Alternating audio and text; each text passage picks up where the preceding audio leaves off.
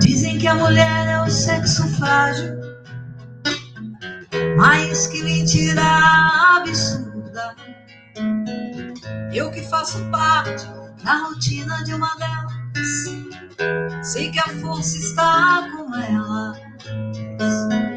Veja como a forte é que eu conheço, sua sapiência não tem preço. Satisfaz meu ego se fingindo submissa, mas no fundo me enfeitiça. Quando eu chego em casa à noitinha, quero uma mulher só minha. Mas pra quem deu luz não tem mais jeito, porque um filho quer seu peito.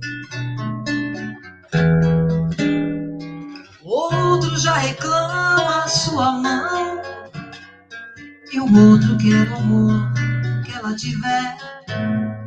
4 homens dependentes e carentes da força da mulher. Mulher, o barro de que você foi gerada, me veio a inspiração pra decantar você nessa canção.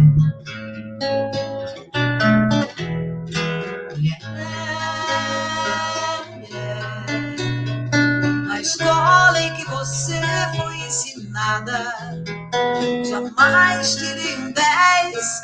Sou forte, mas não chego aos seus pés.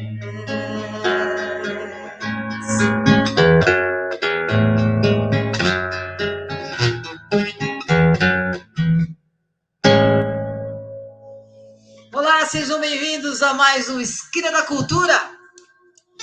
Comigo, Marta Corrêa, toda terça-feira, às 13 horas, pela nossa bcctelevision.com. Estacione aqui, porque é aqui nesta esquina onde tudo acontece. Bom dia, boa tarde, boa noite. Afinal, estamos para o mundo, para o globo.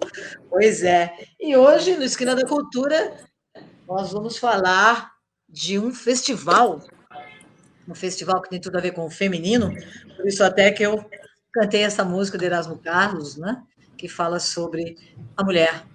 E eu tenho o prazer e a honra de receber aqui uma das artistas que faz parte desse festival, já eu já vou falar, mas antes eu quero apresentá-la e dizer que é uma honra tê-la aqui, que é a Dan Agostini. Seja bem-vinda. Obrigada. Prazer estar aqui com vocês. Maravilha. Dan Agostini, você é fotógrafa, né? Antes da gente falar um pouco do festival, né? Que está rolando aí, o Festival das Marias, eu queria que você contasse para o nosso internauta, para os nossos telespectadores, um pouco da sua carreira e dessa sua paixão pela fotografia. Como aconteceu isso? Legal. Bom, eu trabalho com fotografia tem um pouco mais de 10 anos. Eu sou do Rio Grande do Sul, de Porto Alegre. Eu comecei estudando fotografia lá, então, parte mais básica, aprender a mexer na câmera e tal. E a minha primeira faculdade, na verdade, foi em psicologia, que eu acabei não finalizando. E aí a minha ideia com a fotografia ela foi construída quando eu entendi que eu poderia, de uma certa maneira, trabalhar aí com assuntos que tinham a possibilidade de acontecer também na psicologia, né? Que era o contato com o outro, ouvir essas histórias e tal. E aí, quando eu entendi que a fotografia documental ela podia trazer, né, esse universo, assim, foi quando eu, de fato, decidi aí estudar e mergulhar nesse mundo aí do fotográfico, né? Então, eu comecei estudando lá, mudei para São Paulo para fazer faculdade aqui. Eu sou formada em fotografia, sou graduada em arte contemporânea.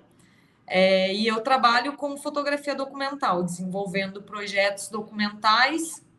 Há algum tempo eu venho trabalhando com assuntos que estão mais relacionados às questões de gênero, acho que desde 2017, mais ou menos. E é isso. Então, estou participando aí do Festival das Marias com 2 projetos que falam sobre isso também. Mais ou menos isso. Sou professora de fotografia, inclusive, esqueci essa parte que eu também dou aula de fotografia. Sou fotógrafa e docente. Aonde você ministra essas aulas? No Senac, aqui em São Paulo. Ok, na Escipião, na Rua Escipião? Isso, exatamente. Ok.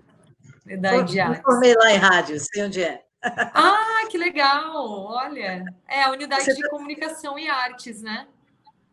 Exatamente. Que legal, que legal. Você também tem a formação em psicologia? Não cheguei a finalizar. Eu comecei com psicologia e quando a fotografia apareceu, eu acabei indo só para esse caminho. Maravilha. Eu tenho a formação em psicologia, acho sensacional isso que você disse de estar com o outro e claro que a vida nossa toda é viver com o outro, né? Sim, claro. Que a fotografia te levou para esse caminho tão maravilhoso, né? De expressão, onde a gente pode dizer do outro, né? Lógico, não, é bem gratificante, assim, eu gosto bastante. Eu vou falar um pouquinho do festival, o Festival das Marias, é o Festival Internacional das Artes no Feminino, que ele está acontecendo, né? Começou no dia 5 de novembro e vai até o dia 25 de novembro, né? No formato online, né? Depois as pessoas que estão aí conosco vão poder ver no nosso GC as plataformas onde ele acontece, Facebook, YouTube e Instagram, né? E o festival é um evento que se apresenta como palco do feminino, né? Trazendo discussões de temas pertinentes ao fazer artístico da mulher e colocando criações femininas sob os holofotes. Sensacional esse festival, né? Ele tem aqui deixa eu achar aqui como foi que esse festival nasceu, né? Me parece aqui, ó, o Festival das Marias nasceu em Portugal, gente. Olha que interessante. Nasceu em Portugal em 2019. É novinho, né, Dan? Sim. O primeiro formato dele foi em Portugal, né? No ano passado. E aí agora ele veio para o Brasil. E acredito eu que a ideia é que ele aconteça nos 2 lugares, assim. Maravilha, né? A temática do feminino e da criação no feminino apresenta-se como um elemento distintivo na realização e programação do festival, cujo propósito é reafirmar as relações entre países ibéricos e irmãos, buscando espaços para discussões comuns a todos os povos. E é interessante o festival aqui, porque encontrou um leque de artistas, né? Representados nas várias linguagens, nas várias manifestações culturais, na música, no teatro, na literatura, né? Sim. Ele abrange tudo isso. Com você Sim. Na fotografia também. Sim. Ele é bem plural, né? Tem circo, música, bem plural, assim, e trazendo aí a mulher como protagonista. É fantástico, né? Acho que a gente precisa cada vez mais de iniciativas como essa, né? Enquanto artistas, produtores culturais, acho que é isso. Muito legal. Bom, a gente falou um pouquinho de festival e agora eu quero que você conte para a gente dessas 2 exposições que você está inserida dentro do festival. Uma delas é uma exposição. As 2 tratam-se de mulheres trans, é isso? Isso. Os 2 trabalhos falam sobre essas questões de gênero, né? Trazendo a mulher trans como o centro do projeto. Eu venho trabalhando esse projeto desde o começo de 2019, assim, com esse assunto especificamente, né, que são essas mulheres trans, com mulheres desde 2017, que foi o que eu comentei antes. E aí eu fui convidada, então, para expor esses dois trabalhos. Um começou em 2019, que aconteceu na Índia e no Nepal, então foi durante esse ano de 2019. Eu fui para lá, tive a oportunidade de ir para lá no começo do ano e depois no final do ano. É um projeto que ainda está em aberto, assim, né? Já existe um material aí construído, mas eu acredito que ainda eu preciso voltar mais vezes para continuar contando essa história. E para o Festival das Marias, o que eu fiz foi, como é uma exposição online, a gente decidiu transformar esses materiais em vídeos, né? Porque eu acho que também, visualmente falando, ele é mais interativo, pensando numa exposição online, né? Então, foi um desafio legal, assim, de pegar esse material, que ele tem esse formato fotográfico, né? E construir esse material num vídeo. Os dois projetos, eu acabei passando por esse processo, assim. Ok. E aí, é isso, assim, esse projeto, então, foi feito no ano passado, e o outro, que é o Palomas, foi feito agora na pandemia, que foi feito aqui em São Paulo. Maravilha. O nome do projeto lá na Índia é Giras e Tiffany's, é isso? Rígidas e Tiffany's. Rígidas. Isso. Ok. Me conte um pouco desse projeto, que é sensacional, né? Você fotografou essas mulheres trans lá, na Sim, Índia e no sim. Nepal, né? Uhum. E me conta como é ser uma mulher trans na Índia e no Nepal, porque a Índia tem castas lá, né? Como Sim, que essas sim. mulheres vivem nesses dois lugares e qual é a diferença para você que você viu de mais forte, a diferença maior que tem com as mulheres trans aqui do Brasil? Tá, legal. É bom falar um pouquinho primeiro sobre o projeto. Eu primeiro decidi fazer esse projeto na Índia a partir de uma pesquisa, assim, na verdade, eu já tinha ido para o Nepal em 2014, então o sul da Ásia já é um lugar assim que me encanta muito, a religião hindu, eu tenho, enfim, curiosidade, vontade de entender mais e tal. Então, quando eu comecei a trabalhar com essas questões de gênero, né, trazendo a mulher aí no centro dessa discussão, eu comecei a pesquisar bastante, aí eu cheguei nessas mulheres trans da Índia, com a informação de que existem muitas comunidades de mulheres trans na Índia, né? E aí, por conta da força que tem a religião na Índia, essas mulheres, elas estão, o gênero delas, né? A identificação de gênero delas está muito atrelada à religião. Então, Ok, na religião hindu, existem alguns deuses que eles têm um terceiro sexo. Então, eles não estão nem entre o masculino e o feminino, eles são vistos como um terceiro sexo mesmo, assim que eles entendem. E aí, por conta disso, essas mulheres elas se encaixam nesse lugar religiosamente falando, né? Então, as mulheres trans na Índia elas são quase como semideusas, assim, é bem curioso. E por conta dessas características, assim, dentro dessa pesquisa, que eu fiquei muito interessada em ir até lá e ver como isso funcionava na prática, né?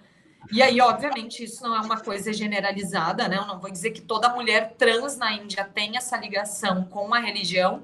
Então, se a gente vai para cidades mais maiores, mais desenvolvidas como Delhi, Mumbai, existe já um outro tipo de pensamento em relação a essas questões de gênero, né? Tem muitas pessoas que são ativistas dentro da comunidade LGBTQIA+, enfim, e aí já a discussão já está num lugar que, inclusive, é muito mais próximo com o Brasil, com o Ocidente. Mas essa tradição ainda é muito forte, né? Então, não só nas cidades menores, como nas cidades grandes, tu também encontra essas comunidades de rígidas, e é mais ou menos isso, assim, né? Esse estilo de vida muito atrelado à religião. Então, essas mulheres normalmente elas circulam em eventos que têm um cunho religioso. Então, o nascimento de um filho, casamento, batizado, enfim, elas circulam nesses eventos como se elas fossem abençoar essa festividade, assim, né? Esse acontecimento. Então, é muito comum tu estar num casamento e entrar um grupo de rígeras no casamento para fazer esse ritual, digamos, né? E aí elas vivem desse trabalho, assim, né? Dessa vocação, eu diria que não é um trabalho. Em troca disso, elas recebem algumas doações, né, financeiras. E elas se veem muito como dançarinas também, porque quando elas vão para esses eventos, a ideia é que elas dancem dentro daquela música que está atrelada à cultura e à religião hindu. Por um outro ponto, elas vivem também muito de prostituição, o que é uma coisa muito comum no mundo, né? Isso não é uma característica da Índia, isso é uma característica também do Brasil, e infelizmente ainda é uma realidade. Sim. E aí tem esse outro ponto, né? Assim, como que o indivíduo está tão próximo, socialmente falando, de algo divino e religioso, e ao mesmo tempo ele vive às margens, né? Então é isso, assim, né? No mercado de trabalho formal, tu não vê essa presença com força. Então, muitas vezes elas vivem em comunidades, até como um meio de segurança e tal. E aí, quando eu digo comunidade, são bairros mesmo, sabe? Tem bairros onde vivem essas rígidas, assim. E é mais ou menos isso. E aí eu achei extremamente curioso. E a questão do Nepal foi porque o Nepal, ele é fronteira com a Índia, né? Então, a cultura, ela é muito similar, assim, muito próxima. O Nepal, ele é basicamente metade hinduísta e a outra metade budista. Então, o hindu, ele também é muito forte. E diferente da Índia, o Nepal ele vem desconstruindo um pouco essas questões da comunidade LGBTQIA+, há um tempo. Assim. O Nepal foi o primeiro país do sul da Ásia a legalizar, digamos, esses direitos. Assim, né? Então, no Nepal, uma mulher trans ela pode tirar um passaporte com o nome dela social, ela pode trabalhar, enfim, é óbvio que assim, isso são os direitos, né? A gente está falando aí de governo, né? Na prática, isso não acontece tão bem como no Brasil, né? No Brasil, a gente tem esses direitos também, e ainda assim a gente tem muitas mulheres que precisam se prostituir, que estão na rua, enfim, então é muito parecido com o Brasil, o Nepal, nesse sentido. E o Nepal ele reconhece essas mulheres desde 2004. Então já tem um histórico aí muito mais rico, né, nessa questão de consciência de gênero, assim. E aí eu decidi ir para o Nepal porque dentro dessa pesquisa eu descobri que em Katmandu, que é a capital do Nepal, o primeiro bar gay tinha sido aberto em 2005, se não me engano, por uma mulher transexual, que é a primeira mulher transexual a ter um empreendimento no Nepal. Ok. Que se chama Megna. Então é fantástico, assim, porque ela é a primeira mulher trans a ter um empreendimento, e esse empreendimento é o primeiro bar gay do país, né? Primeiro e único bar gay. Então é um contraste muito acentuado, assim, para países que são tão próximos, né? Enquanto na Índia eu conversei com a Rupa, que é a minha personagem central em relação à questão de gênero, em relação à identidade de gênero dela, e a resposta dela para mim foi completamente direcionado ao religioso, né?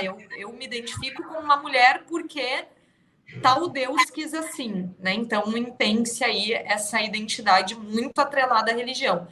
E no Nepal, não. No Nepal, eu encontrei essa mulher, que é a Megna, que é a personagem central, que é uma ativista. É totalmente uma ativista, que abre esse bar, luta por esses direitos, né? Emprega outras mulheres trans, que é uma coisa muito legal do bar dela. A ideia dela é gerar, né, empregos, conseguir disponibilizar desse espaço, assim, né? Por mais que ainda seja um problema a questão desse indivíduo muito marginalizado, assim, né, nos dois lugares. Então, a minha ideia era trazer esse contraste, assim, e o vídeo, o produto final que eu trouxe para o Marias, ele mostra muito esses dois universos. Então, o começo do vídeo, ele traz essa questão do religioso, com algumas imagens da Rupa, que é a indiana, né? Ok. A Rupa eu fotografei em Varanasi, que é a cidade mais forte religiosamente falando da Índia, por conta do rio Ganges, né? É muito forte, assim, toda a devoção, né, religiosa acontece de uma maneira extremamente potente nesse lugar, assim. Então eu decidi ir para lá justamente por isso, encontrei, ela mora lá, nasceu lá, vive lá. E aí o começo do vídeo traz essa atmosfera mais do Rio, dos rituais, dela em si, e aí depois a gente vai para um outro momento que é o bar da Magna, né? Que é uma balada, basicamente. Então é noite, é luz, muitas pessoas, muitas mulheres trans, enfim, né? Pessoas do círculo, da comunidade LGBTQIA+, como um todo. E aí eu tentei construir essas duas atmosferas, assim, que é um desafio, né? Porque são universos bem diferentes. Visualmente, totalmente, digamos, muito diferentes, assim. Você já foi para lá com esse contato dessas duas mulheres ou você conseguiu achá-las lá mesmo? Então, quando eu estou trabalhando, eu tento na pré-produção, né? Assim, quando eu estou pesquisando o meu assunto, eu tento criar esses contatos até para facilitar o trabalho, né? Porque é isso, é uma viagem também, né? Nem sempre eu tenho muito tempo, tenho que 1 mês, mais ou menos. No caso do Nepal, a Magna eu conheci através da internet, pesquisando, então encontrei o bar, encontrei o nome dela, entrei em contato e a gente conseguiu construir aí esse encontro, né? Então eu já fui com tudo mais planejado, foi mais tranquilo, assim. Já na Índia eu não consegui nada. Eu tentei, conversei com muitas pessoas que são ativistas lá para me passar contatos e tal, me indicar pessoas, e lá é mais difícil, assim. E inclusive é uma grande pena, assim, porque quando eu fui para lá, eu fiquei muito tempo tentando encontrar essas mulheres. Eu só encontrei a Rupa nos últimos dias da minha viagem. E por acaso, assim, não, porque é isso, eu fui sem contato, então toda pessoa que eu me aproximava e criava algum tipo de relação, eu perguntava isso. Mas muitas vezes essa pergunta, ela não era bem vista, né? Assim, era tipo, meu Deus, fala baixo, não fala o nome dela, sabe? Não fala essa palavra. A palavra rígidas para eles é assim, nossa, não. E aí, por fim, eu fiz amizade com um menino que trabalhava lá em Varanasi, perguntei, e aí, por acaso, ele conhecia um amigo que morava do lado de uma comunidade de rígidas, e aí ele proporcionou esse encontro. Na realidade, elas, claro, são marginalizadas, né? Apesar do fator religioso que você está falando na Índia, elas, na realidade, não são protegidas, né? Elas são marginalizadas lá também. Existe esse preconceito também lá com as mulheres trans, né? Sim. Ok. Muito forte. Dan, eu vou chamar um intervalo comercial rapidinho e volto com você já, tá? Tá bom, obrigada. Vamos lá.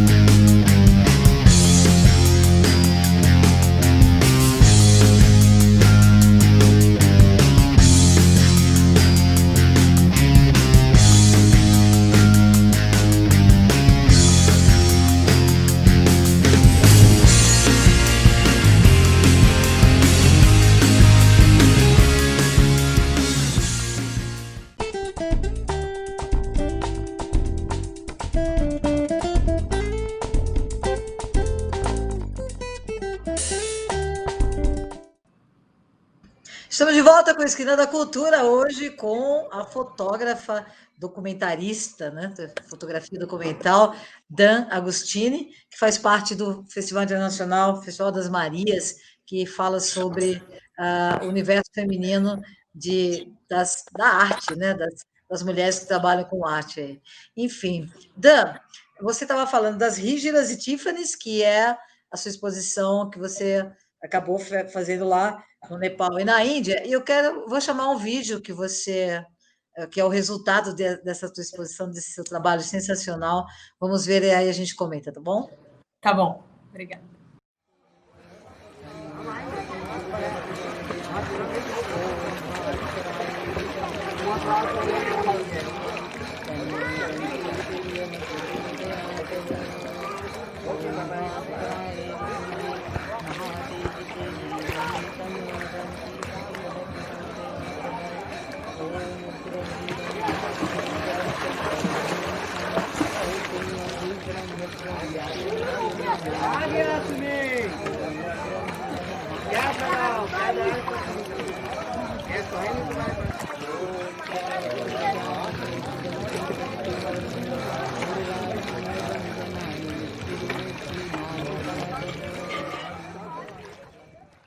Hijra is a cultures. Hijra is a cultures. They believe in the histories they have got about Hijra.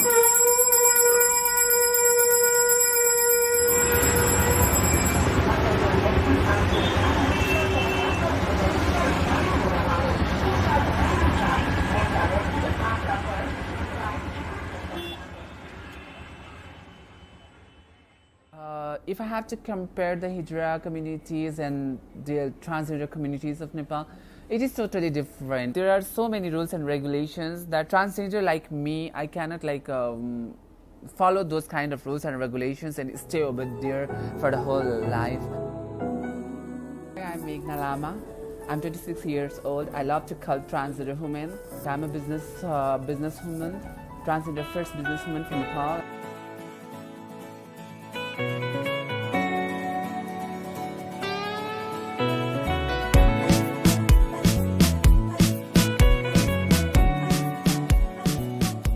If I have to talk about these days, Nepal is really changing a lot. If I compare with the South Asia, then I think Nepal is the one country where LGBTI people can walk freedomly, talk freedomly, wear freedomly.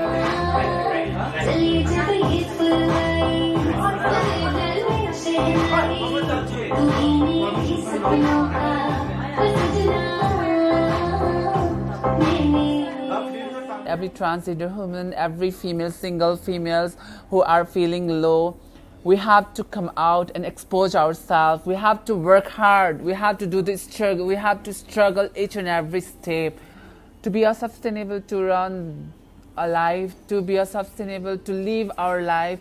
The time will change. Voltando então, a gente viu aí o vídeo da exposição Rígidas e Tiffany's, da Dan Agostini. E Dan, antes de mais nada, eu quero te desejar sucesso aí nas suas exposições e te dar os parabéns, porque é sensacional o seu trabalho. A gente pode ver que o preconceito, né, ainda é forte com as mulheres trans no mundo todo. E agora eu queria que você falasse um pouco da exposição aqui do Brasil, que é a exposição Palomas, Retratos de Dan Agostini. Essa exposição, esse trabalho você desenvolveu com as mulheres trans aqui de São Paulo, né? Isso. Esse trabalho eu comecei em julho, agora, no meio da pandemia. A minha ideia, na verdade, antes, né, de a gente viver essa situação atual, era voltar para a Índia e continuar esse trabalho com a Rupa, e aí veio a pandemia e tal, nos impossibilitando, né? E aí, depois de um tempo em casa e tal, eu queria muito fazer alguma coisa aqui, e principalmente para entender como que a pandemia estava potencializando o estado de vulnerabilidade de mulheres trans no Brasil, assim. Então, Que já é difícil, né? E com a pandemia, inclusive dentro do mercado de trabalho, imagino que elas devem tá sofrendo demais com essa pandemia, né? muito, muito, é uma coisa, acho que o Brasil, então, o mundo inteiro, né, vem sofrendo muito com a pandemia, mas quando a gente olha para esses indivíduos, assim, né, e aí eu não vou dizer que só as mulheres trans, eu acho que no Brasil, aí, por conta da desigualdade social, a gente tem inúmeras Sim, problemáticas que afetam com muita força alguns as grupos, minorias, né, né? as minorias, exato. Mas a minha ideia era continuar trabalhando com mulheres trans, né, e olhar para esse cenário, assim, que é esse cenário atual. Então, eu decidi trabalhar numa casa que se chama Casa Florescer 2. Existem duas casas aqui em São Paulo, é a Casa Florescer 1 e a 2, que são casas de acolhimento para mulheres trans. Ok. Então, são casas onde essas mulheres trans vivem, né? Elas vivem aí por um período que pode ser de até 6 meses, mas tem casos de mulheres que já estão lá 1 ano, por exemplo.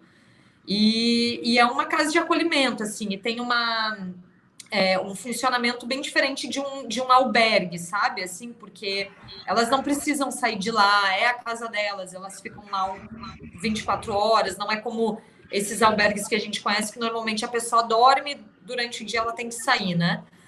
Então tem um outro funcionamento. Então eu entrei em contato com essa casa, consegui esse contato, e aí eu passei a visitar essas mulheres durante esse período de pandemia. Esse projeto ele ainda continua, assim, é um projeto que desde julho ele está acontecendo. Eu acredito que em relação à pandemia eu já consegui concluir ele um pouco, mas é um trabalho que eu ainda quero continuar, porque são muitas histórias e tal.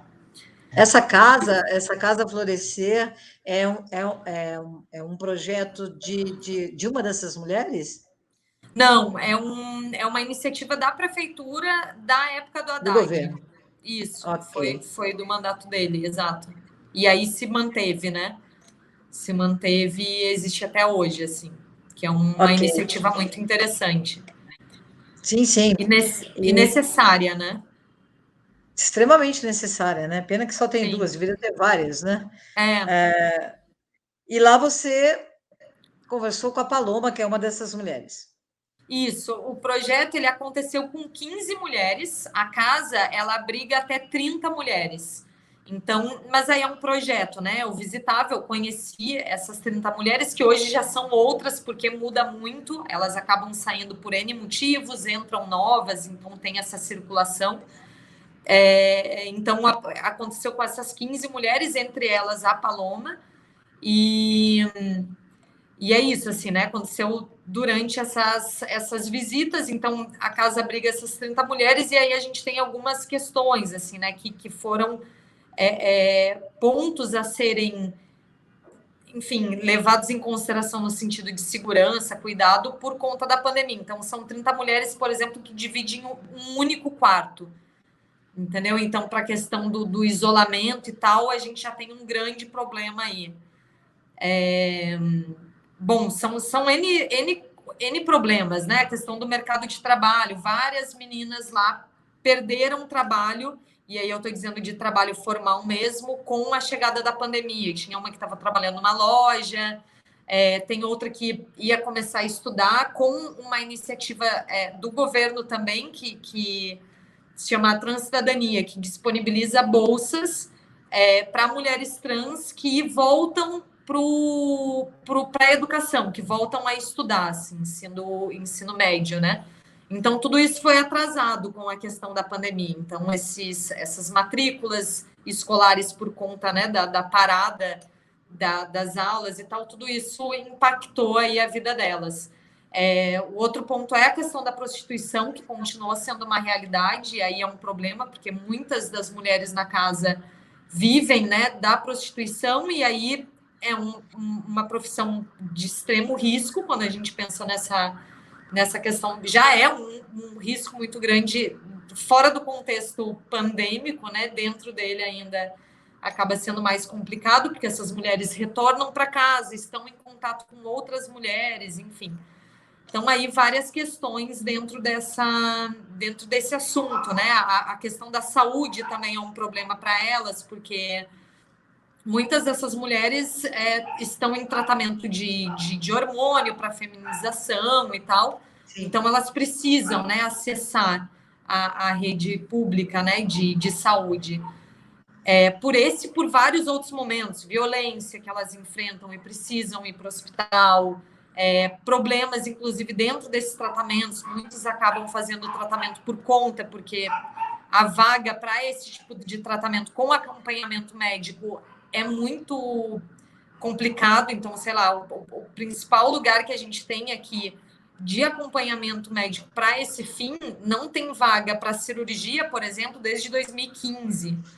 Então, assim, são vários problemas, né? E fora estar nesse ambiente que é o ambiente de saúde pública, num momento de pandemia, né? Principalmente quando a gente pensa isso no meio do ano, que a gente tinha aí números elevadíssimos agora, novamente, de pessoas infectadas circulando nesses locais, né? Então, várias problemáticas, assim. Eu imagino, com certeza, né? Mulheres até que passaram por cárcere também, né? Sim, muitas. Algumas tinham recém-saído do cárcere, inclusive. Tem uma delas, que é a Janaína, que é uma das meninas que eu mais fiquei próxima assim, durante o projeto, que infelizmente acabou sendo presa de novo agora, tem pouquíssimo, acho que umas 3 semanas no máximo.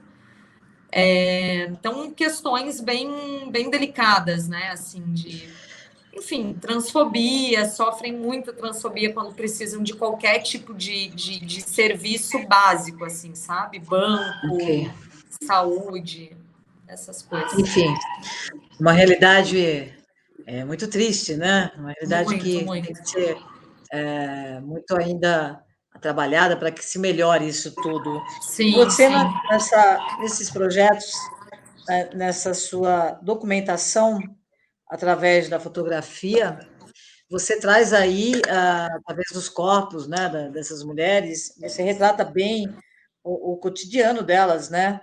Sim. A gente percebe, né, nesse seu trabalho, é muito fácil, muito visual de perceber o cotidiano da realidade dessas mulheres, né?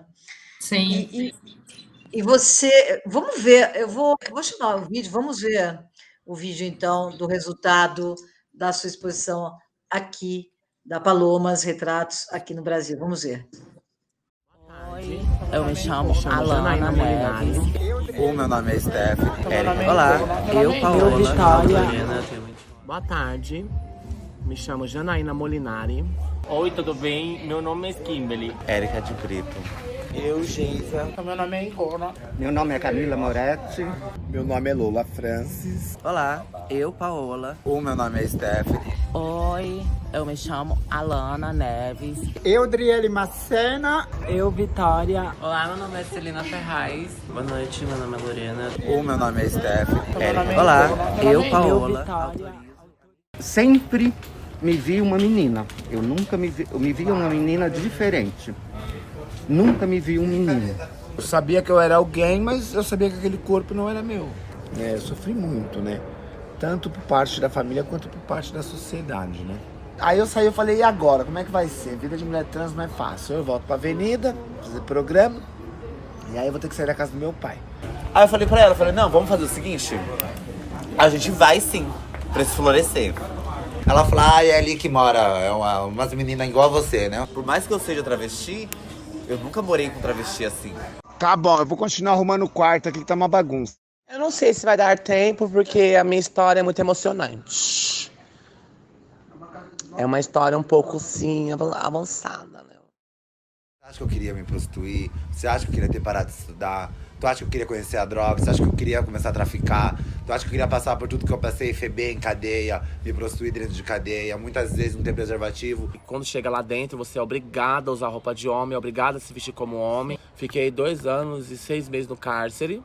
Hoje você alcançou o seu regime aberto. Você tá indo pra rua de liberdade. Olá, voltei às redes sociais. Eu, Janaína. E esse grupo que ninguém fala nada? Então, tipo assim, eu faço uma make, ponho a peruca, um brinco e tal. Eu só vou continuar nesse grupo se colocar a minha foto nesse grupo. Nervosa, hein? Vou fazer uma live sim amanhã. Mas a partir do momento que eu focar no meu canal e começar a engajar, receber do YouTube mesmo, aí eu sei que eu vou conseguir me manter sozinho. Eu tô sendo vítima de homofobia, entendeu? Aqui na Caixa. Eu fui aqui no UBS, eu e mais duas.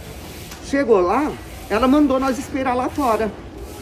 Eu falei, é preconceito. Ela, não, é pra vocês não ficarem... Só nós foi lá pra fora.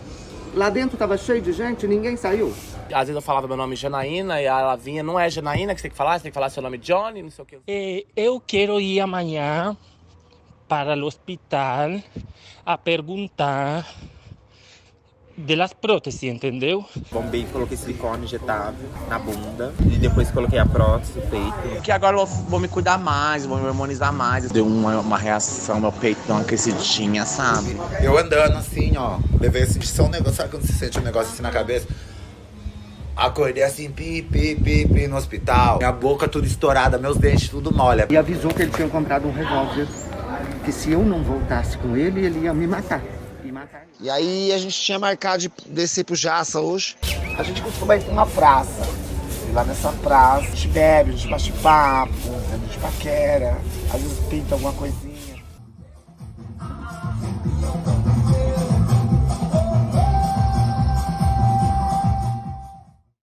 Ai, nega, eu vou evitar de ir, mulher, de sair, entendeu? Porque eu tô numa quarentena assim minha, entendeu?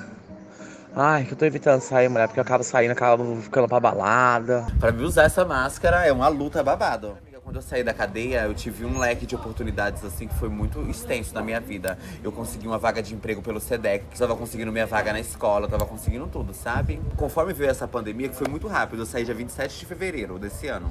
E aquelas portas mesmo que se abriram assim, se fecharam, amiga. Tava falando com ela antes de eu entrar na aula online, que acabou agora a aula. E graças a Deus abriu muita coisa pra mim aqui, viu, amigo? O leque, assim, de opções, assim, na minha vida, assim. Até como caráter mesmo, sabe? Eu entrar, fechar a porta, né? E, olha, imagina, de eu fazer minha comida, de eu fazer meu chá, meu detox. Bom, a gente viu aí o vídeo Palomas Retrato, que é mais uma das exposições, né? Das duas exposições, é uma das que a Dan Agostini está dentro do Festival das Marias. E Dan, você tem algum apoio para fazer esses seus projetos? Alguém te apoia? Como que funciona isso? Isso é até bem interessante. Assim, esse projeto Palomas, ele foi financiado pela National Geographic, que é, enfim, uma organização aí, né, mundialmente falando, bem conhecida e tal. Eles abriram um fundo de emergência para jornalistas agora, durante a pandemia, né? Então, eu apliquei esse projeto, que eu tive essa ideia de acompanhar, apliquei para esse fundo, e aí, felizmente, foi aprovado, então ele foi financiado pela NetGeo. Então, a ideia era financiar e fazer com que esse trabalho circule aí com o conhecimento que esse projeto só foi possível por conta desse financiamento, né? Então, até o momento eu consegui levar para o Festival das Marias, a ideia é que eu faça com que ele circule mais, né? Então, com publicações, outros festivais, outras exposições. Vamos ver até onde ele consegue chegar, assim, né? Acredito que quanto mais pessoas consigam acessar esse tipo de informação, mais visibilidade, mais força, mais questionamento a gente tem, né? Sobre essas realidades aí. Dan, nós estamos chegando ao final do programa. Primeiramente, eu quero te parabenizar novamente pelo seu trabalho, tão importante, tão necessário para o mundo, tá? Obrigada, gente. Obrigada pelo convite, adorei. Muito bom. E também quero falar de novo do festival, né? É o Festival das Marias, Festival Internacional das Artes no Feminino, que está acontecendo, começou no dia 5 de novembro, vai até o dia 25 de novembro, no formato online, né? Vocês que estão conosco hoje aqui no Esquina da Cultura, vão ver aí por onde ele está acontecendo, pelo Facebook, né? facebook.com/marias.festival, também pelo instagram.com/marias.festival, e também no YouTube, Festival das Marias. A gente vai colocar o endereço aí também, porque é meio dificinho de falar aqui, mas vocês podem acompanhar. Dan, mais uma vez, muito obrigada. Foi uma honra tê-la aqui. Viu? Obrigada eu. Eu me despeço de você e também aproveito para me despedir de todos que estiveram comigo hoje aqui no Esquina da Cultura. Estacione nessa esquina e lembre-se que semana que vem, terça-feira, às 13 horas, a gente tem um outro encontro aqui, toda terça, a gente está juntinho pela bcctelevision.com. Eu, você e o Esquina da Cultura. Beijo no coração. Fui, tchau.